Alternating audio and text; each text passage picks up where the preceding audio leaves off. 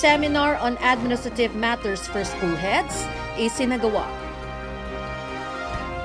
Isinagawa ngayong araw, December 3 ang first batch ng Seminar on Administrative Matters for School Heads sa J. Pink's Restaurant Lingayen na dinaluhan ni Dr. Sheila Marie A. Permesias, OAC Office of the Schools Division Superintendent. Layunin ng nasabing seminar ang pagtalakay sa Omnibus Rules on Appointments, Administrative Concerns at iba pang human resource actions. Ginanap ngayong araw ang first batch ng Division Conference on DepEd Partnerships Database System na magtatapos sa December 4 sa Papadongs, Lingayen na nilahukan ng 3 school heads bawat sub-office. Tinalakay sa pagpupulong ang updates ng paggamit ng database system at Adopt a School program.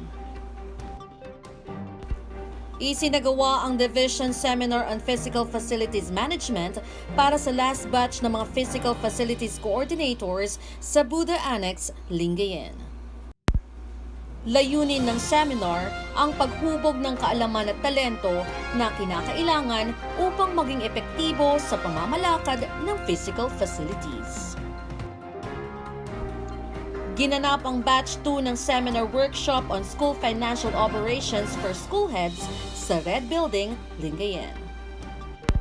Layon ng seminar ang pagpapakilala ng Work and Financial Plan o WFP na magagamit ng mga school heads upang magbigay ng kaalaman at makapagtaguyod ng application of rules and regulations.